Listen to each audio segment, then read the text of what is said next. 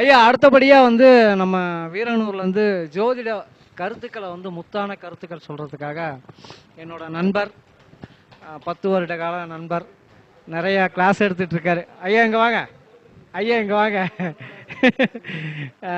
என்னோட நண்பர் 10 வருஷமாக நானும் இவரும் ஒன்றா ஜோதிடம் பயின்றோம். அதனால் ஐயா பேசுவார். ஐயா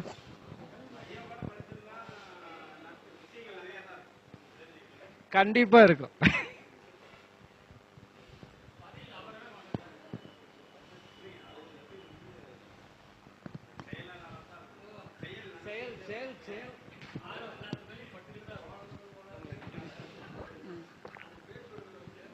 அனைவருக்கும் வணக்கங்க. என் பேர் வந்து ரமேஷ். நான் வந்து ஆத்தூர் பக்கத்தில் வந்து வேணூர்லேருந்து வரேங்க. சரிங்களா. வாழப்பாடி ஜோதிட ஆராய்ச்சியாளர் நல சங்கத்தில் 22வது மாதாந்திர கருத்தரங்கத்துக்கு பேச அழைத்தமைக்கு மிக்க நன்றி. தலைவர், துணைத் தலைவர், பொருளாளர், செயலர் அனைவருக்குமே நன்றி. நான் இன்றைக்கி தான் முத வந்து பொது சபையில் வந்து பேசுகிறேன். பிழை இருந்தால் பொறுத்துக்குங்க. இங்கே வந்து நான் வந்து சொல்லக்கூடிய கருத்துக்கள் பொதுவான அமைப்பு, அதில் மெயின் பண்ணி வரக்கூடியது தசாபுத்திக்கான தன்மைகள். சரிங்களா. இப்போ வந்து பார்த்தீங்கன்னா ஒரு கஸ்டமர், அதாவது வாடிக்கையாளர் வந்து நம்மள்கிட்ட ஜாதகம் எதுக்காக பார்க்க வராங்க அப்படிங்கிற அமைப்புக்காக நம்ம சொல்லக்கூடிய கருத்து என்னன்னு கேட்டோம்னா, அவங்களுடைய எதிர்பார்ப்புகள், அதாவது வந்து அவங்க மனசில் வந்து 1000 விதமான எதிர்பார்ப்புகள் இருக்கும். ஆனால் அவங்க ஜனன ஜாதகத்தில் இருக்கக்கூடிய கிரக அமைப்புக்கு ஏற்றபடி இதுதான் எதிர்பார்க்கணும், இதெல்லாம் எதிர்பார்க்கக்கூடாது அப்படிங்கிறதுக்கு வழிகாட்டக்கூடிய அமைப்பாக தான் நம்ம ஜோதிடர்கள் இருக்கிறோம். சரிங்களா. அதாவது வந்து இந்த எந்தெந்த விதிகளை வந்து அவருக்கு பிறவி ஜாதகத்தில் வந்து இருக்குது, அது எப்போ அவருக்கு கிடைக்கும், எந்தெந்த விஷயங்கள் அவருக்கு கிடைக்காது அப்படிங்கிறத வலியுறுத்தி சொல்லக்கூடிய நிலையில தான் நம்ம ஜோதிடர்கள் இருக்கிறோம். அது வந்து கரெக்டாக வழிகாட்டினா அது அவங்களுக்கும் வாடிக்கையாளருக்கும் பலனுள்ளதாக இருக்கும் அப்படிங்கிற அமைப்பு இருக்கும். உதாரணத்துக்காக 10ஆம் அதிபதி வலுப்பெற்று 6ஆம் அதிபதி வலு குறைந்தால் அந்த ஜாதகர் சுய தொழில் பண்ணலாம். 6ஆம் அதிபதி வலுப்பெற்று 10ஆம் பாவத்தின் அதிபதி வந்து வலு குறைந்தால் அவர் அடுத்த இடத்துக்கு வேலைக்கு போகலாம். சரிங்களா. 10ம் 6ம் வலு பெற்றால் அவர் வேலையும் செய்யலாம், சுய தொழிலும் பண்ணலாம். 10ம் 6ம் வலு குறைந்தால் அந்த தசாபுத்திக்கு தகுந்த மாதிரி கிடைக்கிற வேலை செஞ்சுட்டு அப்பப்போ தொழிலை மாட்டிட்டு போயிட்டே இருக்கலாம் அப்படிங்கிற அமைப்பு இருக்குது. இன்னும் ஒரு அமைப்பில் வந்து பார்த்திங்கன்னா 10ஆம் அதிபதி வலுப்பெற்று லக்ன அதிபதி வலு குறைந்தால் நிலையாக ஒரு இடத்துல நிற்கக்கூடிய நிலையில் அந்தந்த தசாபுத்திக்கு தகுந்த காரக தொழிலை செய்து அவர் ஜீவனத்தை வந்து ஓட்டிக்கிட்டு போகலாம் அப்படிங்கிற விதி இருக்குது. அதை ஜோதிடர்களாக நாம் வந்து பார்த்திங்கன்னா வாடிக்கையாளருக்கு வலியுறுத்தி சொல்லி அதை வந்து பார்த்திங்கன்னா அவங்களுக்கு ஒரு வழிகாட்டக்கூடிய அமைப்பாக நம்ம போகலாம் அப்படிங்கிற விதி இருக்குது. ஒரு பிறவி ஜாதகத்தில், அதாவது வந்து ஒரு ஜனனம் ஏற்பட்டால் அவங்க வந்து பார்த்திங்கன்னா படிப்பு, வேலை, கல்யாணம், தொழில், இதுதான் முக்கியமான அம்சமாக போகுது. ஒரு விஷயத்தில் வந்து பார்த்திங்கன்னா தவறு ஏற்படும் பொழுது மறுமுறை வந்து அதை மாற்றி அமைக்கலாம் சங்கடத்தோட. ஆனால் திருமணத்தில் ஒரு சங்கடம் வந்து பிரிவினையும், சரிங்களா, ஒருத்தங்க இல்லாமல் போயிட்டு ஒருத்தங்க தனிப்பட்ட முறையில் வாழக்கூடிய நிலையே வரும் பொழுது அதை மாற்றி அமைச்சாலுமே அது மிகவும் அதிகமான சங்கடத்தையும் சமூகத்தில் மரியாதை இல்லாத தன்மையை ஏற்படுத்தி கொடுக்கும். சரிங்களா. ஒரு திருமணத்திற்கான நிலையில் வந்து இங்கே நட்சத்திர ரீதியான பொருத்தங்கள் மட்டும் பார்க்காம, சரிங்களா, அந்த பாவக ரீதியான பொருத்தங்கள், அதே போல் வந்து பார்த்தீங்கன்னா தசாபுத்தி ரீதியான பொருத்தங்கள், சரிங்களா, அதே போல் தோஷ ரீதியான பொருத்தங்கள், இது எல்லாமே கரெக்டாக 4 விதமான அமைப்பையும் பார்த்து பண்ணும் பொழுது அவங்களுக்கான இணைவு சரியான அமைப்பில் ஏற்படுத்தி கொடுத்து அவங்க வாழ்க்கையில் வந்து சந்தோஷமான பயணத்தை நமக்கு வந்து வழிவகுத்து கொடுக்கலாம் அப்படிங்கிற அமைப்பு இருக்குது. தோஷ ரீதியாக எடுத்துக்குவோம். செவ்வாய் தோஷம், சர்ப்ப தோஷம், புத்திர தோஷம், அதே போல் சனி தோஷம், புனர்ப்பு தோஷம், காலசர்ப்ப தோஷம், அதே போல் வந்து கிரக இணைவுகளால் ஏற்படக்கூடிய தோஷம் அப்படின்ட்டு 9 வகையான தோஷங்களுக்கான அமைப்பு இருக்குது. நம்ம அதிகம் எதுக்கு முக்கியத்துவம் கொடுக்குறோம்? செவ்வாய் தோஷமும் சர்ப்ப தோஷமும் கொடுக்குறோம். சரிங்களா. அதே நேரத்தில் வந்து பார்த்திங்கன்னா சனி தோஷத்துக்கான தன்மை, அதாவது வந்து சனி லட்சண கிரகம், அதாவது ஒரு அமைப்பில் தோஷத்துக்கான தன்மை எதுக்காக எடுக்கிறோம்? செவ்வாய்னா கண்டம் கிடையாது. அந்த செவ்வாய் எங்கெங்கே இருந்த தோஷத்தை கொடுக்குது? 2, 4, 7, 8, 12. அதில் 7ஆம் பாவத்தில் அமர்ந்த செவ்வாய் தாம்பத்திய வேட்கையை அதிகமாக தூக்கிவிடும் அப்படிங்கிற அமைப்புக்கு அதுக்கு சரியான வாழ்க்கை துணை இணைச்சு கொடுத்தா அவங்க இல்லற வாழ்க்கை இனிப்பாக இருக்கும். சரிங்களா. 8ஆம் இடத்துல இருக்கிற செவ்வாய் என்ன? அந்த ஜாதகருக்கு அது மாங்கல்ய ஸ்தானம். சரிங்களா. அதாவது பெண்ணுக்கு, ஆணுக்கு அது ஆயுள் ஸ்தானம். அதே போல் கடத்திரத்திற்கு அது வாக்கு ஸ்தானம். அப்போ அந்த வாக்கால் குடும்பத்தில் சங்கடம் வரக்கூடாது, ஆயுள் தோஷம் வரக்கூடாது, மாங்கல்ய பலம் ஏற்படணுங்கிறதுக்காக 7, 8க்கான அமைப்பு முதன்மையாக எடுத்துக்கணும். அதுக்கு அதே போல் 7, 8 இருக்கிற செவ்வாய் தோஷமுள்ள ஜாதகத்தை இணைக்கும் பொழுது சிறப்பை கொடுக்கும். 2, 2ஆம் இடத்துல இருக்கக்கூடிய செவ்வாய் என்ன இருக்கும்? ஜாதகருக்கு வாக்கு, களத்திரத்திற்கு அது 8. அந்த நிலையில வந்து பார்த்தீங்கன்னா அதுவும் அதே தன்மையை கொடுக்குற அமைப்பு. கடுமையான வாக்கால அந்த குடும்பத்தை சங்கடம் வரக்கூடாது. அதே கிரகம் நீசம் பெற்றாலும் அடுத்தொரு மனம் நோகுமே என்று பார்க்காமல் பேசக்கூடிய தன்மை ஏற்படுத்தி கொடுக்கும். அதே போல 4ஆம் இடத்துல உட்காந்துக்கிற செவ்வாய்க்கும் 12ஆம் இடத்துல உட்காந்து செவ்வாய்க்கும் வேற அமைப்பு. ஏன்னா 2, 7, 8ல் இருக்கிற செவ்வாயை விட 4, 12 கொஞ்சம் மத்தியமான தன்மை தான். அந்த 4ஆம் இடத்துல உட்காந்துக்கிற செவ்வாய் என்ன பண்ணும்? அது 4ஆம் பார்வையாக 7ஆம் இடத்தை பார்க்கும். அந்த பார்க்கும் பொழுது அங்க தாம்பத்திய வேட்கையை அனுபவிக்க விடாமல் தடுக்கும். அதே 12ஆம் இடத்துல உட்காந்துக்கிற செவ்வாய் என்ன பண்ணும்? தாம்பத்தியத்தை அனுபவித்தாலும் அது திருப்தியற்ற தன்மை கொடுத்து விட்டுரும். அப்போ அதுக்கு அதே போல இணைச்சு கொடுத்துட்டோம்னா அவங்க வாழ்க்கை இனிப்பா இருக்கும் அப்படிங்கிற தன்மை. சர்ப்பதோஷம் எடுத்துக்குவோம். 1, 2, 7, 8ல் ராகு கேது குணத்தையும் வாக்களையும் மாற்றங்களை கொடுத்து அவங்க வாழ்க்கை துணைக்கான தன்மையில வந்து பார்த்தீங்கன்னா தடுமாற்றத்தை கொடுக்கும். அதற்கு அதே போல இணைச்சிட்டா அவங்களும் பேச்சு 2 பேச்சு, இவங்களும் 2 பேச்சு, அந்த தன்மை போயிடுங்களா? அந்த அமைப்பு கொடுத்துரும். அதே போல 5ல் சர்ப்பதோஷம், புத்திரதோஷம். புத்திரதோஷம்னா என்ன? தாமதமான குழந்தை, சரிங்களா? அதே போல வந்து பார்த்தீங்கன்னா பெண் குழந்தை அதிகமாக பிறக்கிறது, குழந்தை பிறந்தும் பெற்றோர் பேச்சை கேட்காம அவங்கள மதிக்காம பெற்றோருக்கு வருத்தத்தை கொடுக்கக்கூடிய நிலை, இது எல்லாமே அந்த புத்திர தோஷ கணக்கில் வரக்கூடிய நிலை தான். அதற்கு அதே போல ஜாதகத்தை இணைக்கக்கூடாது. புத்திர தோஷம் உள்ளவங்களுக்கு புத்திர தோஷம் இல்லாதவங்களை பார்த்து இணைக்கும் பொழுது சிறப்பை கொடுக்கும் அப்படிங்கிற நிலையை எடுத்துக்கலாம். சனி எடுத்துக்குவோம். 1, 2, 5, 7, 8, 12 இந்த பாவங்களில் சனி உட்கார்ந்துட்டா அந்த சனி மட்டும் என்ன அமைப்பு இருக்குது?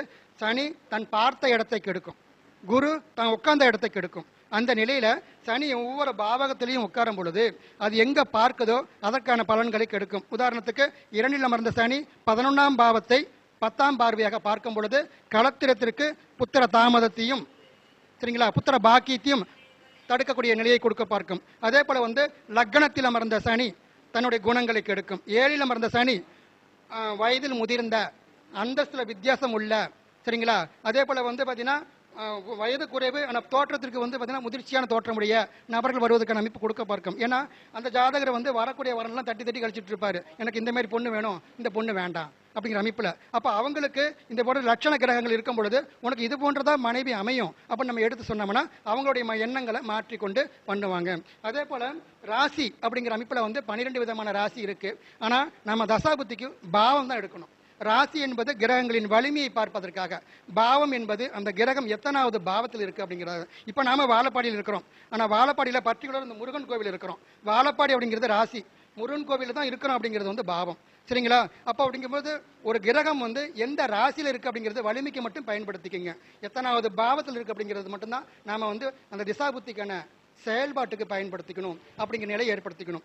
அதே போல நம்ம கடந்த வாரம் கூட ஐயா போட்டிருந்தாரு அந்த குழுவில், அதாவது ஒரு ஜாதகத்தில் எத்தனை விதமான யோக அமைப்புகள் இருந்தாலும் அதற்கான தசாபுத்தி வரலைன்னா அந்த கழுதை மேலே இருக்கக்கூடிய குங்குமப்பூ சுமையை போல தான் அதோடைய வாசமும் அதனுடைய சுவையும் அந்த கழுதைக்கு தெரியாது அப்படிங்கிறது போல அந்த யோக கிரகங்களுடைய தசாபுத்தி வரலைன்னா அந்த யோகம் இருந்தும் பிரயோஜனம் கிடையாது அந்த ஜாதகத்தில், சரிங்களா? அதே போல வந்து பார்த்தீங்கன்னா இந்த ஜாதகத்துக்கான தன்மையில் ஒரு தோஷம் இருக்கு, செவ்வாய் தோஷம் இருக்கு, ராகு கேது இருக்கு, சனி தோஷம் இருக்கு.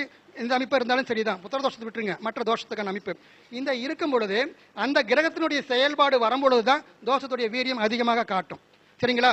கல்யாணம் செய்து திருமணம் செய்து ஒரு 10-15 வருடங்கள் அந்த கிரகத்துக்கான நேரமே வரல அப்படின்னா அந்த தோஷம் வேலை செய்யாது, சரிங்களா? அதனால வந்து வரக்கூடிய வாழ்க்கை துணைக்கான தன்மையில இணைக்கும் பொழுது அந்த இருந்துச்சுன்னா அதுக்கான பலன் அருகாமையில வருதா மிக தொலைவில் வருதா அப்படிங்கிறத தெரிஞ்சுக்கிட்டு அவங்களை இணைச்சு வைக்கிறது தப்பு கிடையாது அப்படிங்கிற அமைப்பு. ரெண்டாவதா இது வந்து தோஷ ரீதியான அமைப்பு. அடுத்ததா வந்து பார்த்தீங்கன்னா பாவக ரீதியை இணைக்க குறைஞ்சுங்க லக்னம். ஏன்னா திருமணம் பண்ணக்கூடிய அமைப்பு 7ஆம் பாவம், திருமணம் செய்த பிறகு குடும்பமா சேர்ந்து வாழக்கூடிய நிலை 2ஆம் பாவம். ஆனா அந்த 7ஆம் பாவத்திற்கான தன்மைக்கும் 2ஆம் பாவத்திற்கான தன்மைக்கும் 12 பாவமும் துணை நிற்கும். எந்த வகையில? லக்னத்தில் அசுப கிரகங்களான சூரியன், செவ்வாய், ராகு, கேது, சனி இருந்தா அவங்களுடைய குணத்தை கெடுக்குமா? ஃபார் எக்ஸாம்பிள் வந்து லக்னத்தில் வந்து செவ்வாய் இருந்தா அவருக்கு கொஞ்சம் முரட்டுத்தனமும் வாழ்க்கை துணையோடு ஒத்துமை இல்லாமல் கொஞ்சம் முரண்பாடு அல்லது முரட்டுத்தனத்தை கொடுக்க காட்டக்கூடிய அமைப்பு இருக்கும் பொழுது அதற்கு அதே போல ஜாதகத்தை நினைக்கும் பொழுது சரியா இருக்கும், சரிங்களா? அதே போல வந்து பார்த்தீங்கன்னா 2ஆம் பாவம், 2ஆம் பாவங்கிறது என்னது? வருமானம், பொருளாதாரத்துக்கான தன்மை. இந்த நிலையில அந்த ஒரு ஜாதகருக்கு வந்து வரன் வதுக்கான தன்மையில ஒருத்தருக்கு 2ஆம் பாவம் பலகீனமா இருந்தா மற்றொருவருக்கு 2ஆம் பாவம் கொஞ்சம் வலுவா இருக்கிற மாதிரி நினைச்சு வச்சோம்னா அந்த குடும்பத்துக்கான பொருளாதார சிறப்பா இருக்கும், சரிங்களா? அதே போல வந்து 3ஆம் இடம் என்றது தைரியம். அதே போல வந்து பார்த்தீங்கன்னா ரசனை, ஒரு விஷயத்தை ரசிக்கணும்னா அந்த மூன்றாம் பாவம் நல்ல வலுவாக இருக்கணும். அதை மூன்றாம் பாவம் கெட்ட ஒரு ஜாதகருக்கு, மூன்றாம் பாவம் வளர்த்த ஜாதகம் இருக்கும்போது ஒரு இடத்துல நின்று அவர் ரசிப்பார், இன்னொருத்தங்க வந்து பார்த்தீங்கன்னா ஆமாம் அது என்ன ரசிக்கிறதுக்கு இருக்கு போ அப்படின்ட்டு வேலைக்கு போகிற தன்மையில் அவங்களுக்கு அதுலேயுமே ஒரு கருத்து வேறுபாடுக்கான தன்மை வரும். சரி, 4ஆம் பாவம் கெட்டு போனால், 4ஆம் பாவத்தில் 1000 காரகத்துவம் இருக்கட்டும், 4ஆம் பாவத்துக்கான தன்மையில் கெடும் பொழுது 4ஆம் பாவம் யார்? உயிர் காரகத்துவத்தில் தாய். அப்போ அந்த வீட்டு தாயால் அவங்க 2 பேரோட இல்லற வாழ்க்கையில் பாதிப்பை கொடுக்கும். சரிங்களா? அப்போ அதுக்கான தன்மைக்கு பார்த்து இணைச்சி வைக்கணும். 5ஆம் பாவம் குழந்தை. சரிங்களா? 6ஆம் பாவத்துக்கான தன்மை எடுக்கும் பொழுது வந்து அது நோய், கடன், நோய்க்கான அமைப்புக்கு. இதில் ஒவ்வொரு விஷயத்துலையுமே எந்த பாவம் பலகீனமாக இருக்கோ அந்த பாவகம் ஆப்போசிட் பார்ட்டியான வரனோ வதுவோ அவங்க ஜாதத்தில் வலுவாக இருக்கிற மாதிரி இணைச்சி விடணும். புரியுதா இல்லைங்களா? 4ஆம் பாவம் பாதிக்கப்பட்டு உடல் ஆரோக்கியத்துக்கான தன்மையில் வந்து பார்த்தீங்கன்னா, அதாவது 6 வலுத்து 4 பலகீனமாக இருக்கக்கூடிய ஜாதகருக்கு அடிக்கடி நோய் வாய்ப்படும். அப்போ அந்த ஜாதகருக்கு யாரை இணைச்சி வைக்கணும்? 10ஆம் பாவம் வலுத்த ஜாதகத்தை இணைச்சி வைக்கணும். 10ங்கிறது யாரு? 7க்கு 4. அப்போ தன்னுடைய 4ஆம் பாவம் அதில் வலுவாகும். புரியுதா இல்லைங்களா? அப்போ அந்த ஜாதகருடைய தன்மையில் வந்து பார்த்தீங்கன்னா ஒரு எதில் குறையா இருக்கோ அதற்கு வந்து பார்த்தீங்கன்னா சிறப்பாக இருக்கிற மாதிரி அமைப்பு இணைச்சி கொடுத்துட்டோம்னா அவங்களுடைய கல்யாணத்துக்கு பிறகு வாழ்க்கையில் ஏற்றம் பெறக்கூடிய நிலை ஏற்படுத்தி கொடுக்கும். அதுக்கு தான் நம்ம இருக்கிறோம். சரிங்களா? ஒரு ஜாதகம் பார்க்க வரும் பொழுது அவருடைய பலகீனத்தை பூரா எப்படி பலப்படுத்தி கொடுக்கணும் அதுதான் நம்ம பார்த்துக்கணும். சரி, ஒரு ஜாதகத்தில் வந்து பலம் பலகீனத்துக்கான தன்மைகள் அப்படின்னு பார்க்கும் பொழுது பலவிதமான அமைப்புகள் இருக்கு. அதில் அஷ்டவர்க்க பரல் நீங்கள் கேள்விப்பட்டிருப்பீங்க. அந்த அஷ்டவர்க்க பரலுக்கு அப்படிங்கிற அமைப்பு எடுக்கும் பொழுது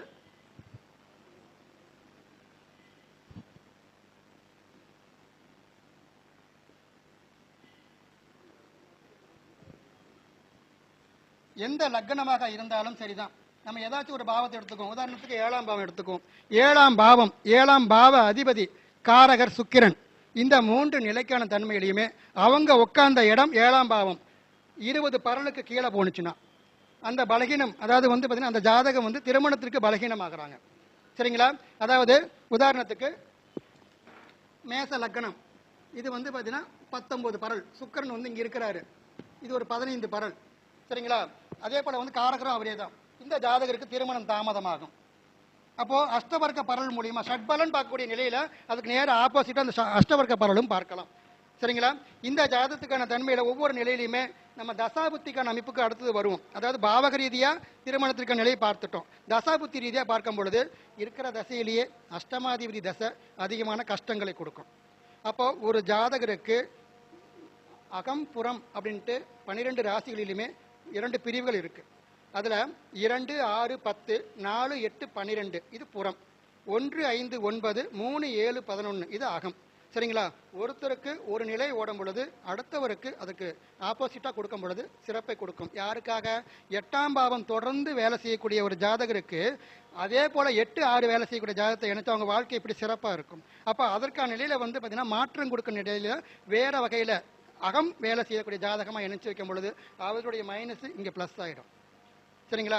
அதற்கான உதாரண ஜாதகங்களும் கொடுக்குறேன். அதே போல் வந்து பார்த்தீங்கன்னா எந்த ஒரு நிலையிலுமே செவ்வாயும் சுக்கிரனும் 8.5 பாகைக்குள்ளார இணைந்தா அவங்களுக்கு போக இச்சை அதிகமாக இருக்கக்கூடிய தன்மை கொடுக்கும். அதற்கு அதே போல் வாழ்க்கை துணையை இணைச்சு வைக்கும் பொழுது அவங்களுடைய இல்லறம் சிறக்கும், கசப்பு வராமல் இருக்கும். புரியுதுங்களா? நம்ம இந்த கிரக இணைவுகளால் ஏற்படக்கூடிய தோஷம் சொன்னோம் பாருங்க. சூரியனுக்கு அருகாமையில் போயிட்டு சுக்கிரன் அஸ்தமனம் ஆகக்கூடிய நிலை. சுக்கிரன் யாரு? அவர் தான் வந்து பார்த்தீங்கன்னா போகக்காரகர், எல்லா விதமான குடும்ப சுகத்தையும் கொடுக்கக்கூடிய நிலை.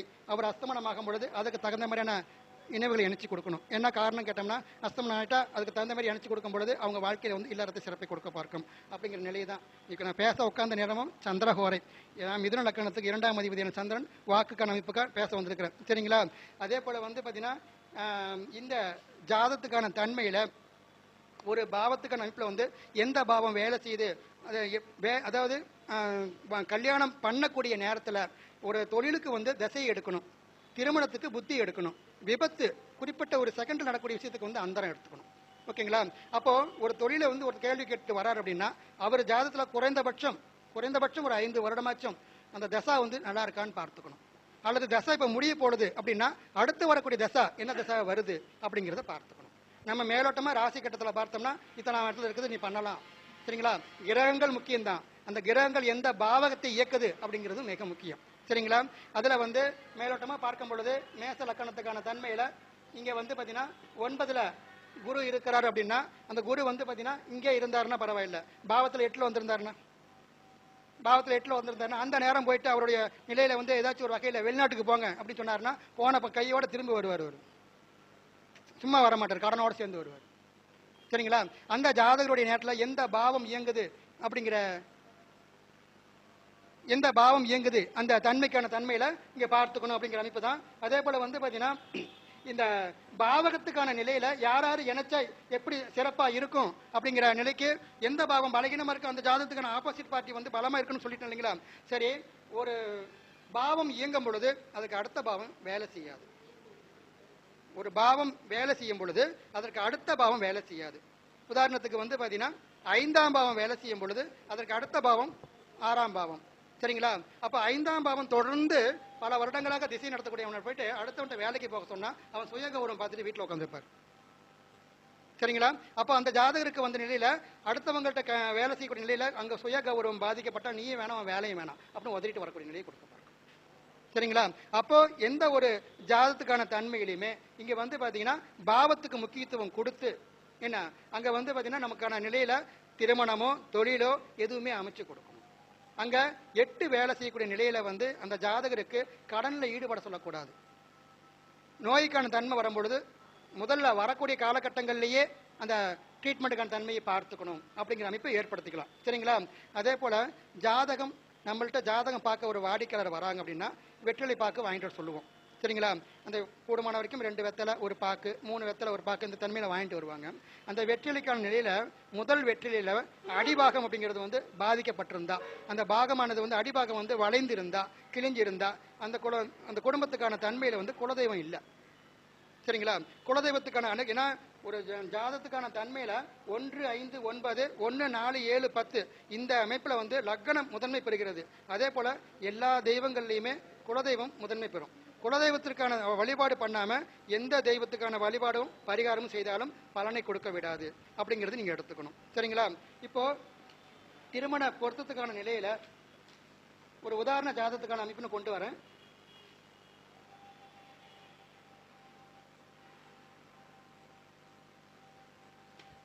அதாவது வந்து பாத்தீங்கன்னா இது எழுதணுமா?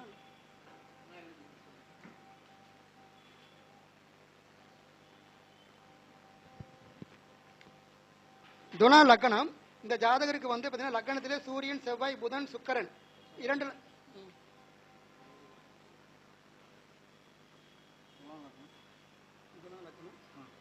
சூரியன் செவ்வாய் புதன் சுக்கிரன்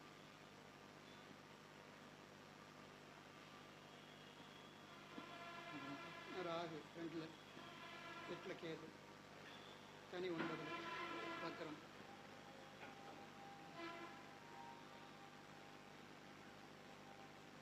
சந்திரன் 10ல சந்திரன் 10ங்களா? நமக்கு என்ன எடுத்துக்கலாங்க கையில் உடனே சந்திரன் 10ல ஓகேங்களா?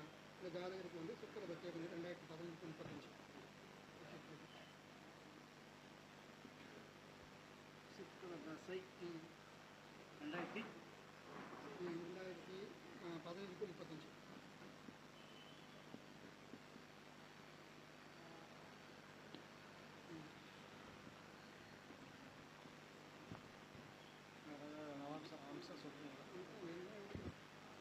அம்சம் வேணுங்களா?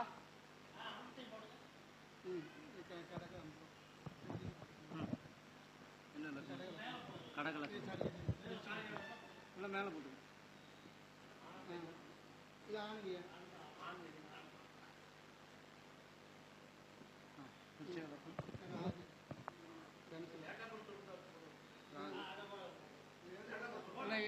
ஆறு 11-1974 செவ்வாய் அடுத்த கட்டத்தில் மகரத்தில் செவ்வாய் கும்பத்தில் குரு மீனத்தில் வந்து சூரியன் சுக்கிரன் ரிஷபத்தில் சனி மிதனத்தில் கேது சிம்மத்தில் சந்திரன்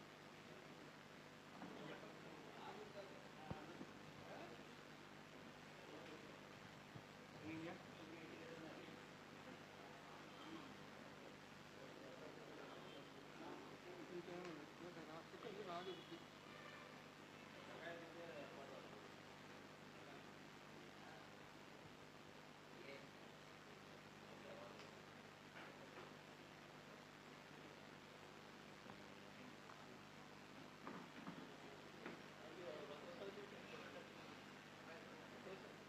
சரிங்கய்யா. இந்த ஜாதகருக்கான தன்மையில வந்து பார்த்தீங்கன்னா 1974 பிறந்தார் இந்த ஜாதகர். சரிங்களா. இந்த ஜாதகருக்கு வந்து லக்னம் அப்படிங்கிறது வந்து துலா லக்னம், ராசி அப்படிங்கிறது வந்து கடக ராசி. இந்த ஜாதகருக்கு இப்போ அஷ்டம சனியும் போயிட்டு இருக்கு. இவங்க என்கிட்ட ஜாதகம் பார்க்க வந்தது போன வருஷம் 2023. இந்த ஜாதகருடைய நேரத்துக்கான தன்மையில 2022 இருந்து ராகுபுத்தி 2022 இருந்து ராகுபுத்தி போயிட்டு இருக்கு. ஆனா அதற்கு முன்னாடி இந்த ஜாதகருக்கு வந்து செவ்வாய் புத்தி போயிட்டு இருந்தது. இந்த செவ்வாய் அப்படிங்கிற ஜாதகத்துக்கான தன்மையில செவ்வாயும் சுக்கிரனும் சூரியனுக்கு அருகாமையில போயிட்டு தன் பலத்தை இழந்துட்டாங்க, அதாவது அஸ்தமனம் ஆயிட்டாங்க. சரிங்களா. இந்த ஜாதகருக்கு 2, 7, 1, 8 பலகீனமான அமைப்பு. 2, 7, 1, 8 பலகீனமான அமைப்பு. இந்த ஜாதகருடைய நேர காலத்துக்கான அமைப்புக்கு இவருக்கு ஓடக்கூடிய இந்த சுக்கிர திசை, சுக்கிரன் அப்படிங்கிறது வந்து ராகுவுடைய சாரம் வாங்கியிருக்கு. சுக்கிரன் அப்படிங்கிறது வந்து ராகுடைய சாரம் வாங்கியிருக்கு. இந்த ஜாதகருடைய நேரத்துக்கான நிலையில இவருக்கு நம்மகிட்ட ஜாதகம் பார்க்க வந்த நேரத்துக்கான தன்மையில சுக்கிரன் ராகுவின் சாரம் வாங்கும் பொழுது ஆட்டோமேட்டிக்கா ராகுகேதுக்கான தோஷம் வேலை செய்யுது. ராகுகேதுக்கான தோஷம் வேலை செய்யுது. ராகுகேதுக்கான தோஷம் வேலை செய்யும் பொழுது இவருக்கு வாழ்க்கை துணையா இணைஞ்சவங்களுக்கு, அதாவது மனைவிக்கு ராகுகேது இல்லை. ராகுகேது இல்லை. அவங்க மனைவியோட ஜாதகமும் இங்க இருக்கு. சரிங்களா. மனைவியோட ஜாதகமும் இங்க இருக்கு. அதுல வந்து இந்த ஜாதகருக்கு சுக்கிர திசையில இந்த ராகு புத்தியில ஜாதகம் பார்க்க வந்தாலும் செவ்வாய் புத்திக்கான தன்மையிலேயே அவங்க மனைவி வந்து அவங்க பிரிஞ்சு போயிட்டாங்க. செவ்வாய் புத்தியிலே அவங்க மனைவி பிரிஞ்சு போயிட்டாங்க. ஏன்னா செவ்வாய் வந்து அஸ்தமனமான தன்மை. 7ஆம் இடம் 22 பரல். 7ஆம் இடம் 22 பரல். சரிங்களா. சுக்கிரன் ராகு மேல உட்கார்ந்து அந்த ராகுக்கான தன்மையை வந்து வேலை செய்யக்கூடிய அமைப்பு கொடுத்துட்டு இருக்குது. இந்த ஜாதகருடைய நேரத்துக்கான அமைப்புல இவங்க வாழ்க்கை துணை வந்து கடக லக்கணம். வாழ்க்கை துணை கடக லக்கணம். சரிங்களா. அந்த ஜாதகிக்கும் சுக்கிரதசை தான் போகுது. ஏகதசை எனக்கு கூடாதுன்னு சொல்லுவாங்க. அந்த கடக லக்கணத்துக்கு சுக்கிரன் யாருங்க? பாதகாதிபதி. பாதகாதிபதியும் மாரகத்துக்கு ஈக்குவலான பிரச்சனைகளை கொடுப்பாரு. சரிங்களா. அப்போ அந்த கடக லக்கணத்துக்கு பாதகாதிபதியான சுக்கிரதசை அந்த மனைவிக்கு ஓடிட்டு இருக்கு. அவங்களுடைய ஜாதத்துக்கான தன்மையில அங்க வந்து பாத்தீங்கன்னா 5ஆம் இடத்துல சனி கேது. இங்க வந்து எப்படி இணைச்சிருக்கிறாங்க? இந்த 2ல ராகு கேதுக்கும் 5ல உட்காந்துக்கிற 11ல உட்காந்துக்கிற ராகு கேதுக்கும் சர்ப்பதோஷம் இணைச்சு விட்டுருக்காங்க. சரிங்களா. இங்க 2ல 8ல இருக்கிற அமைப்பு வாக்கால, அங்க 5ல உட்காந்துக்கிறது புத்திர தோஷத்துக்கான தன்மையில. திருமணம் செய்து குழந்தை பாக்கியம் இல்லை. திருமணம் செய்து குழந்தை பாக்கியத்துக்கான தன்மை இல்லை. அப்போ அந்த 5 வருடம் பார்த்துட்டு அந்த மனைவி வந்து பிரிஞ்சு போயிட்டாங்க. சரிங்களா. இப்போ ஒரு ஜாதத்துக்கான தன்மையில எடுக்கும் பொழுது அங்க வந்து பாத்தீங்கன்னா 1, 2, 3, 4, 5க்கான அதிபதி இங்க வக்கரமா இருக்காரு. வக்கரமா இருக்கு. என்ன சார்? இங்க அங்கதான் இருக்காரு. எழுதியா நீங்க அதை?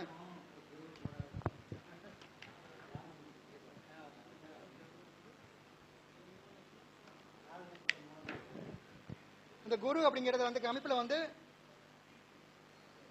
ஆமா ஸ்திரத்துல வந்து 5ஆம் பாவம் வர்க்கோத்தமம். சரிங்களா. அதாவது வந்து பாத்தீங்கன்னா காரகோ பாவனாஸ்தி. 5ஆம் இடத்துலயே குரு உட்கார்ந்து காரகோ பாவனாஸ்தி கொடுத்துட்டாரா? சரிங்களா. அதே போல வந்து பாத்தீங்கன்னா 5க்கான அதிபதி 9ல வக்கரத்துக்கான தன்மை கொடுத்துருக்கா. இந்த ஜாதகருக்கு சுக்கிர திசை போகுது. இந்த சுக்கிர திசை அப்படிங்கிறது வந்து எங்க உட்கார்ந்துருக்கு? லக்னத்துல உட்கார்ந்துருக்கு. லக்னத்துல உட்கார்ந்துருக்கும் பொழுது அவருக்கு 1ஆம் பாவம் தான் இயங்கிட்டு இருக்கும். 1ஆம் பாவம் இயங்கும் பொழுது அந்த ஜாதகருக்கு மனைவி பிரிய மனசு வராது. சரிங்களா. மனைவி பெரிய மனசு வராது. என்னைக்கா இருந்தாலும் அவங்க திரும்ப வந்துருவாங்கன்னு வெயிட் பண்ணிட்டு இருப்பாரு. அப்போ வந்து பாத்தீங்கன்னா அந்த மனைவிக்கு கடக லக்கணத்திற்கு 8ல சுக்கிரன், கும்பத்துல. சரிங்களா. அவங்களுக்கு திரும்பி வரணுங்கிற எண்ணம் இருக்குமா? இருக்காது. அப்போ அந்த ஜாதகிக்கு 8லயே வந்து செவ்வாயும் சுக்கிரனும் இருக்காங்க. அவங்களுக்கு 5, 8 சம்பந்தப்பட்டுருச்சு. 5, 8னா புத்திரத்துக்கான அமைப்புக்கு தடையை கொடுக்கக்கூடிய நிலை. அதுல அந்த பெண்ணுக்கு 8ல் அமர்ந்த சுக்கிரனுடைய திசை போகிறது. இவர் வருவாங்கன்னு இவர் எதிர்பார்த்துட்டு இருக்கிறாரு. அவங்க வரக்கூடிய எண்ணத்திலே இல்லை. சரிங்களா. சரி. அந்த நிலையில அவங்களுக்கும் சுக்கிர திசையில புதனுடைய புத்தி போயிட்டு இருக்குது. புதனுடைய புத்தி போயிட்டு இருக்கும் பொழுது அந்த ஜாதகருடைய நிலையில தான் மனசுல தோணக்கூடிய விஷயத்துக்கு மட்டும்தான் அவங்க முக்கியத்துவம் கொடுப்பாங்க. அந்த நிலை அவங்களுக்கு போயிட்டு இருக்கிறதுனால இவருக்கு இப்ப அஷ்டம சனிக்கான காலங்கள் ஓடும் பொழுது அதுக்கான தன்மையில வந்து இப்ப அவர் எதுவுமே இறங்க முடியாது. போனா அங்க போயிட்டு அவமானப்பட்டு தான் வருவார். அவர் நினைக்கிற விஷயம் நடக்கக்கூடிய அமைப்பு கொடுக்க விடாது. சரிங்களா. அந்த மாதிரி நிலையை கொடுக்கும்.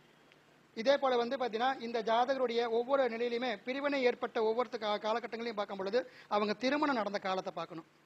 8ஆம் பாவம் வேலை செய்யும்போது திருமணம் நடந்திருக்கும். அஷ்டமாதிபதி திசை ஓடும்போது திருமணம் நடந்திருக்கும். என்னுடைய 13 வருட ஆய்வில் ஆரம்பத்தில் ஒரு விஷயத்தை எழுதி வச்சுட்டு இருந்தேன். அவயோகி புத்தி ஓடக்கூடிய காலகட்டங்களை திருமணம் செய்தால் பிரிஞ்சிடுறாங்க. சரிங்களா? அதற்கான நிலையில் வந்து ஒரு 10-15 ஜாதக நோட்லையும் எழுதி வச்சுட்டு வந்து ஏன் அவங்க பிரிஞ்சாங்க, கரெக்டாக அவங்க கல்யாணம் பண்ணும் பொழுது அவங்களுக்கு அவயோகி புத்தி ஓடிக்கிட்டு இருக்கு. சரிங்களா? அப்போ அந்த அவயோகி புத்திக்கான காலகட்டங்கள்னா அவயோகி திசை ஓடும்போது திருமணத்தில் நிப்பாட்ட முடியாது. அது பெரிய திசையாக இருந்தால் அத்தனை வருஷமும் அவங்களால கல்யாணம் பண்ணாமல் இருக்க முடியாது. அவயோகி புத்தி, அந்த அவயோகி புத்திக்கான காலகட்டங்கள் பண்ணும்போது திருமணத்துக்கான தனி தடையை கொடுக்குது. சரிங்களா? அதே போல் இன்னொரு விஷயம் என்னோட குருநாதர் சொல்லி கொடுத்துருக்காரு. முகூர்த்த நேரம் விருச்சிக லக்கணமாக இருந்தால் அவங்க குடும்ப வாழ்க்கையிலுமே பிரச்சனையை கொடுக்குது. முகூர்த்த நேரம் விருச்சிக லக்கணமாக இருந்தால் அவங்க குடும்ப வாழ்க்கையிலுமே திருமணத்தை பிரச்சனை கொடுத்துட்டு இருக்கு அப்படிங்கிற அமைப்பு இருக்குது. சரிங்களா? சரி, ஒருத்தருக்கு வந்து பார்த்தீங்கன்னா லக்கணத்திற்கு 3, 7, 11 கிரகம் உட்கார்ந்து திசையை நடத்தும் பொழுது சுயமாக அவர் தொழில் பண்ணலான்னு விருப்பப்பட்டாருன்னா அவர் அதிகமாக முதல் போடக்கூடாது. சரிங்களா? அவர் அதிகமாக முதல் போட்டோம்னா அந்த முதலை எடுக்க விடாது. சரிங்களா? அதே போல் வந்து ஒரு ஜாதகருக்கு 4ஆம் பாவம், 8ஆம் பாவம், 12ஆம் பாவம் வேலை செய்யக்கூடிய காலகட்டங்களில் 4ஆம் பாவத்துக்கான தன்மையும் 12ஆம் பாவத்துக்கான தன்மையும் ஒரு அமைப்பு விட்டுருங்க. ஆனால் 8ஆம் பாவம் வேலை செய்யும் பொழுது அந்த ஜாதகருக்கு அது நேர்மறையாக வேலை செய்ய அமைப்பில் வந்து பார்க்கும் பொழுது விருப்பம் இல்லாமல் அடிமட்டத்தில் வேலை செய்யக்கூடிய நிலையில் அதிகமான உழைப்பு கொடுத்தாலும் தகுந்த ஆதாயம் கிடைக்க விடாது. சரிங்களா? அதே போல் எந்த பாவத்திற்கு அது மறுப்பு தெரிவிக்கக்கூடிய பாவகமாக இருக்குதோ அப்போ அந்த மறுப்பு தெரிவிக்கக்கூடிய பாவத்துக்கு வேலை செய்ய விடக்கூடாது. அந்த ஜாதகரை வெளியில் போகலாம் விருப்பப்படுறாரா, அந்த பாவருக்கு வந்து 1, 5, 9, 3, 7, 11 கிரகம் உட்காந்து நீண்ட காலம் வேலை செஞ்சதுன்னா தாராளமாக அனுப்பிவிடலாம் வெளியில். சரிங்களா? என்னிடம் அந்த கஸ்டமருக்கு லக்கணத்திற்கு, அதாவது மீன லக்கணம், லக்கணத்திற்கு 3ஆம் பாவத்தில் சுக்கிரன் உட்காந்து திசையை நடத்திக்கிட்டு இருக்கு. மீனத்துக்கு சுக்கிரனே ஆகாது, 3ஆம் பாவத்துக்கான தன்மை வேலை செய்யும் பொழுது வண்டி போடலாமான்னு கேட்குறாரு, பெரிய வண்டி. சரிங்களா? அப்போ வந்து பார்த்தீங்கன்னா அவர் வண்டியில் டிரைவராக போகலாம், வண்டியை போடக்கூடாதுன்னு சொன்னேன். அவர் எனக்கு அட்வைஸ் பண்ணி எஞ்சி போயிட்டார். சரிங்களா? 3 வண்டி போட்டார், 3 வித்துட்டார். ஏன்னா 3 அப்படிங்கிறது விற்பனை, இடமாற்றம். சரிங்களா? ஏன்னா 4க்கு அது 12, 4க்கு அது 12. அந்த நிலையில வந்து எந்த பாவம் செயல்படுதோ அதுக்கான தன்மையை மட்டும் நம்ம ஊக்குவிச்சோம்னா அதுக்கான தன்மை கொண்டு வரும். புரியுதுங்களா? அதே போல ஒரு கிரகம், அந்த கிரகம் வேலை செய்யும் பொழுது மற்ற கிரகத்துடைய பார்வையை வாங்கிக்கிட்டு வேலை செய்யக்கூடிய நிலை தான், இல்லைன்னு சொல்லல. சரிங்களா? இப்போ ஐயா சொன்னாரு, முன்னாடி பேசினவங்க எல்லாரும் சிறப்பாக பேசுனாங்க. சந்திரன் அடுத்தது சனியை தொட்டா, சரிங்களா? இப்போ எனக்கு வந்து மிதன ராசி, மிதன லக்கணம் தான், 2ல சனி. அந்த சனியை தொடும் பொழுது உழைப்பு சம்பந்தப்பட்ட கேள்வி வருதோ இல்லையோ, வாழ்க்கையில் எல்லாம் அடிப்பட்டவங்களா தான் வராங்க. சரிங்களா? வாழ்க்கையில் அடிபட்டு இழந்து நட்டப்பட்டவங்க, வாழ்க்கையை பிரிஞ்சவங்க அல்லது தப்பு செய்கிறவங்க, இவங்க தான் வந்து ஜாதகம் பார்க்கறதுக்கான தன்மையில் வராங்க. புரியுதா இல்லைங்களா? அப்போது அந்த நிலையில் வரும்பொழுது இங்கே வந்து பார்த்தீங்கன்னா அதுக்கு அவங்களுக்கு சொல்யூஷன் சொல்லக்கூடிய தன்மையில் அவங்களுக்கு என்ன பண்ணலாம், ஏது பண்ணக்கூடாது. சரிங்களா? முந்தானேரு மகர லக்கணத்திற்கான தன்மையில் சந்திரநாடி கேள்விப்பட்டிருப்பீங்க. ஜாதகம் ஒரு வாடிக்கையாளர் நம்மளை பார்க்க வரும் பொழுது அன்றைய சந்திரன் எந்த கிரகத்தை தொடுதோ அது சம்பந்தமான கேள்வி அவங்கள்ட்ட இருக்கும். சரிங்களா? அப்போ அன்னைக்கு வந்து உத்திர நட்சத்திரம் ஓடிட்டு இருந்தது. அப்போ இந்த ஜாதகருக்கான நிலையில வந்து பார்த்தீங்கன்னா உத்திரத்து மேலே யார் உட்காந்துக்கா, சூரியன் உட்காந்துக்கிறார். அப்போ மகர லக்கணத்துக்கு சூரியன் யாரு, அஷ்டமாதிபதி. சரிங்களா? சூரியனை பற்றி நீங்கள் பேசிட்டு இருந்தீங்க இல்லைங்களா? அந்த வகையில் வந்து பார்த்தீங்கன்னா அந்த ஜாதகருக்கு ஒரு அவமானமும் பிரச்சனையும், ஏன்னா அவனுக்கு சுக்கிரன் நீசமாக இருக்கு, 5, 9. சரிங்களா? 10, 9 அந்த நிலையில சூரியனும் சுக்கிரனும் இங்கே இருக்கிறாங்க. அந்த ஜாதகருடைய நிலையில இப்போ ஒரு பிரச்சனையை தாண்டி நீ வந்துக்கிறியா, பிரச்சனை தொட்டு வந்துக்கிறியா அப்படின்னு கேட்டேன். ஆமா அப்படின்னா, பொண்ணு ஆமான்ட்டான். சரிங்களா?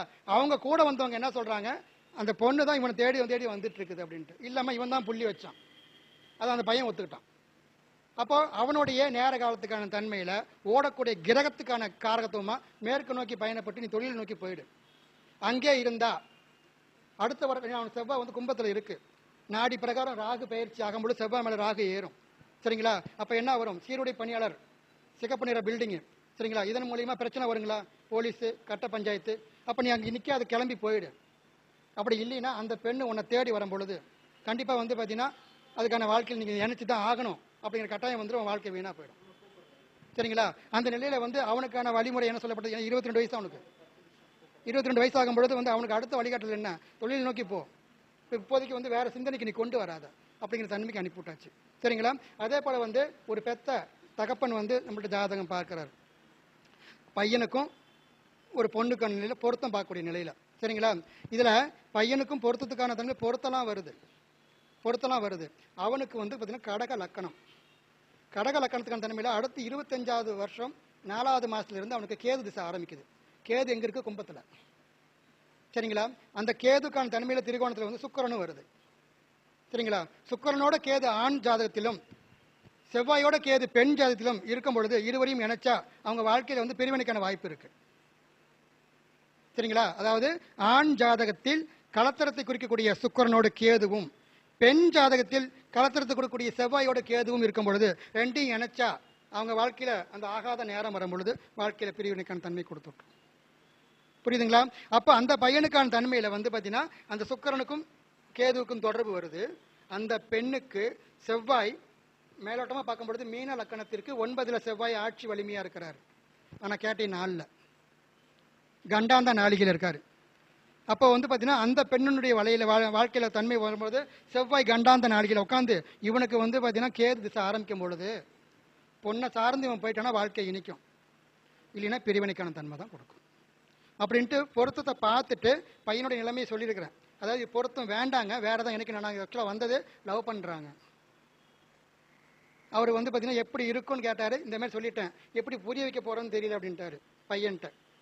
அப்படியே ஆற போடுங்க, 4வது மாதம் வரைக்கும் நீ தள்ளிட்டே போனீங்கன்னா கேது திசை ஆரம்பிச்சுட்டா ஆட்டோமேட்டிக்காக அவனுக்கு லக்னத்துக்கு 8 வேலை செய்யும் பொழுது காதல் உடையும்.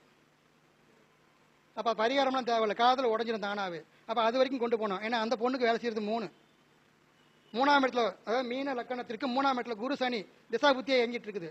அந்த பொண்ணு அவனை தேடி வருமே, 3 பயணம் இல்லைங்களா, தேடி வரும். நீ வேண்டான்னு சொல்லிட்டு வரும். அப்படிங்கும் பொழுது வந்து பார்த்தீங்கன்னா இப்போதைக்கு வந்து அவனும் வேணுங்கிற எண்ணம் தான் இருப்பான் அவன். ஏன்னா கேது திசைக்கான தன்மையில முன்னாடி என்ன திசை ஓடிட்டு இருக்குது, புதன் காதலுக்கான காரக கிரகம் இல்லைங்களா, அந்த திசை ஓடிக்கிட்டு இருக்கும் பொழுது அவனை தேடி அவன் வரும்பொழுது அவன் ஏற்றுப்பான். ஆனால் 4வது மாதம் வரைக்கும் அவனை தள்ளி போட வைக்கணும். அந்த விஷயத்தை தள்ளி போட்டால் பேரண்ட்ஸுக்கு பெற்றவங்களுக்கு தகுந்த மாதிரி அவன் குண இயல்புகள் மாறும். சரிங்களா? இப்போ இந்த நிலையில அவன் பெற்றவங்களை வழிகாட்டக்கூடிய அமைப்பு என்னது, தசாபுத்தி. சரிங்களா? அப்போ 8ஆம் பாவம் என ராகு கேதுக்கு மட்டும் ஒரு குணம் இருக்கு. ராகு கேதுக்கு என்ன குணம் இருக்குது, கேது வேலை செஞ்சா ராகும் வேலை செய்யும், ராகு வேலை செஞ்சா கேதுவும் வேலை செய்யும். அந்த 180 டிகிரி அப்படியே கரெக்டாக வேலை செய்ய தன்மை கொடுக்கும். கடகலக்கணத்துக்கு 8ல் உட்காந்துருக்க கேது ராகு சாரம். அப்போ ராகு வேலை செய்யும் பொழுது குடும்பத்துக்கான நிலையில வந்து பார்த்துக்கணும் அப்படிங்கிற அமைப்பு வருது. சரிங்களா? டைம் ஆயிடுச்சுங்களா? அதே போல வந்து அந்த அவங்களுக்கான சொல்யூஷன் அது கொடுத்தாச்சு.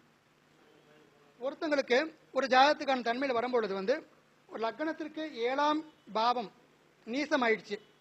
அதாவது வந்து பார்த்தீங்கன்னா 7ஆம் அதிபதி நீசம் ஆயிடுச்சு, 7லேயே நீச கிரகம் இருக்கு. அவங்களுக்கு எந்த மாதிரியான வாழ்க்கை துணை நினைச்சு கொடுக்கலாம், தன்னை விட வசதி குறைவான, சரிங்களா, தன்னை விட கொஞ்சம் இல்லாத குடும்பத்திலிருந்து எடுத்து கொடுத்தோம்னா அவங்க வாழ்க்கை இனிப்பா இருக்கும். தேடக்கூடிய நிலையில வந்து நம்மளோட அந்தஸ்து அதிகமா, டவுரி அதிகமா இது எதிர்பார்க்க கூடாது. சரிங்களா? அது அவங்களுக்கான நிலையில வந்து அது விளக்கம் சொல்லி பண்ண வைக்கணும், அந்த மாதிரி அமைப்பு. சரிங்களா? அதே போல வந்து இங்க 2-3 ஜாதகத்துக்கான தன்மையில 8ஆம் பாவம் வேலை செய்யும் பொழுதும் திருமணம் பண்ணினாங்க, திருமணம் பண்ண கையோட வீட்டுக்கு போயிட்டாங்க. அதே போல ஒருத்தருக்கு தொடர்ந்து 8-12 வேலை செஞ்சுட்டு இருக்கிற அமைப்புல திருமணத்துக்கான நாம தான் கொஞ்சம் சப்போர்ட் பண்ணி உந்து பண்ணி பண்ணிக்கணும். ஏன்னா அவர் திருமணத்துக்கான தன்மை வரவிடாது அப்படிங்கிற அமைப்பு. அப்போ எந்த கிரக அமைப்பு, எந்த தோஷ அமைப்பு, அதே போல வந்து எந்த யோகா அமைப்பு இருந்தாலுமே அதுக்கான கிரகத்தினுடைய செயல்பாடு வேணும்னா அந்த திசாபுத்தி வரணும். திசாபுத்தி வந்தாதான் அதை அவங்க எடுத்து அனுபவிக்க முடியும், கெட்டதோ நல்லதோ. சரிங்களா? அந்த நிலை தான். அது வராம இப்பவே வந்து பார்த்தீங்கன்னா செவ்வாய் இருக்குது, ராகு இருக்குது, கேது இருக்குது, சரிங்களா, எல்லாத்தையும் பிடிச்சி அவங்கள பயமுறுத்தவும் தேவையில்லை. அதே போல 2, 6, 10 வேலை செய்யும் பொழுது உழைப்பு குறைவு, ஆதாயம் அதிகம். சரிங்களா? 4, 8, 12 இந்த பாவம் இயக்கப்படும் பொழுது உழைப்பு குறைவு, ஆதாயம் குறைவு, உழைப்பு அதிகம். சரிங்களா? அப்போ அங்க 4 வேலை செய்யும் பொழுது 5 வேலை செய்யுமா, 5க்கு 12. அப்போ அவர் சுய புத்தியில வேலை செய்ய மாட்டார், அடுத்தவங்கள்ட்ட போயிட்டு அடுத்தவன் யோசிக்கிறத அவர் செய்வார். லக்கணமும் கெட்டு 4ஆம் பாவமும் வேலை செய்யுது, சரிங்களா, 8ஆம் பாவமும் வேலை செய்யுதுன்னா அவன் அடிமை தொழில் தான். அடுத்தவங்களோட யோசனையை கேட்டு கேட்டு அவன் செய்யக்கூடிய அடிமை தொழில் தான், அவன் சுய புத்தி வேலை செய்யாது. சரிங்களா? அதே போல ஒரு ஜாதகருக்கு 12ஆம் பாவம் வேலை செய்யும் பொழுது புத்திக்கான காலகட்டங்கள் ஆரம்பிக்குதுன்னு வச்சுக்கோங்க. என்னத்தை பண்ணிட்டு இருக்கிறாரோ அதை விட்டுட்டு வேற செய்யலாங்கிற எண்ணம் வரும் அவருக்கு. ஒரு தொழில் பண்ணிட்டு இருக்காரு, ஒரு வேலை பார்த்துட்டு இருக்கிறாரு. அப்ப திடீர்னு அவருக்கு வந்து தசாபுத்திக்கான காலகட்டங்கள்ல புத்திக்கான காலம் முடிஞ்சு 12ஆம் பாவத்தில் உட்காந்துக்கிற கிரகத்தினுடைய புத்தி ஆரம்பிக்கும் பொழுது அது வரைக்கும் பண்ணிட்டு இருக்கிறது நல்லதோ கெட்டதோ அதை விட்டுட்டு வேற பண்ணலாங்கிற எண்ணம் ஆட்டோமேட்டிக்கா வரும். அதே போல 10க்கு 3ஆம் இடம் 12 ஒரே நேரத்தில் 2 தொழில் பண்ணலாமாங்கிற எண்ணமும் வரும். சரிங்களா? அந்த ஒரே நேரத்தில் 2 தொழில் பண்ணலாம்னா அதுக்கு தகுந்த கெப்பாசிட்டி அந்த ஜாதகத்தில் இருக்கான்னு பார்த்துக்கணும். சரிங்களா? அதே போல ஒரு ஜாதத்துக்கான தன்மையில் பாதக அதிபதிக்கு முக்கியத்துவம் கொடுக்கணும். பாதக அதிபதி என்ன பண்ணும்? தேவையில்லாத விஷயங்களை இறங்க வச்சு அதன் மூலியமா நட்டத்தை கொடுக்கும். ஏன்னா அவர் செய்யாமல் தடுக்க மாட்டார், செய்ய வச்சு தான் அடிப்பார். அதே போல் ஒரு விஷயத்தை செஞ்சிட்டு இருக்கும் பொழுது அதில் வேண்டா வெறுப்பா செய்ய வைப்பார். விருப்பத்தை இல்லாமல் செய்யக்கூடிய தன்மையும் அந்த பாதக அதிபதி கொடுக்க பார்க்கும். புரியுதுங்களா? அதே போல் கூடுமான வரைக்கும் என்னுடைய நிலையில் பார்க்கும் பொழுது 3ஆம் இடத்தோட செவ்வாய் தொடர்பு வரும் பொழுது அவங்களுக்கு பிறகு ஆண் வாரிசு இருந்துச்சுன்னா அவங்க கொஞ்சம் எச்சரிக்கையாகவே இருக்கணும். உதாரணத்துக்கு நான் மிதுன லக்கணம், எனக்கு 12 செவ்வாய், 3ஆம் இடத்துக்கான தன்மையை செவ்வாயோடைய பார்வை இருக்கு இல்லைங்களா, கேதுவோட இணைஞ்சு. சரிங்களா?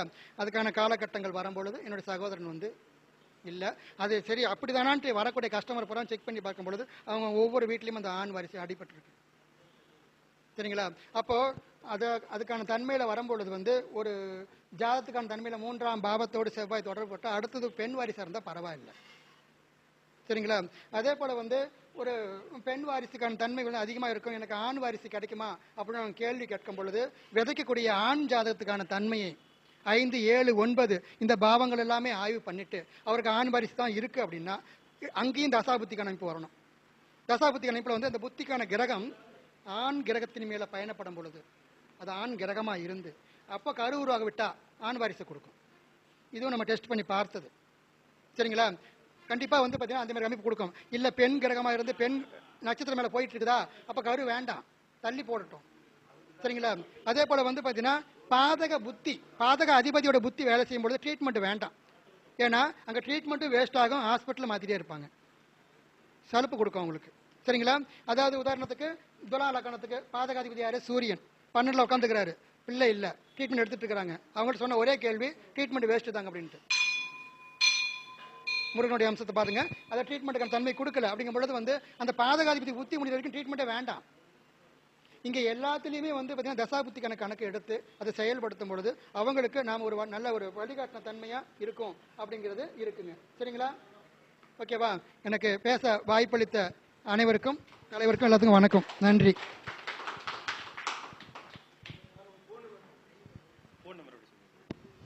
தொண்ணூற்றி 555 ரமேஷ் சார். 96 555 655 97.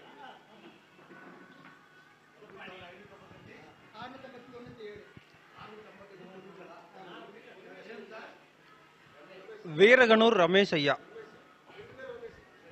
வீரகனூர்.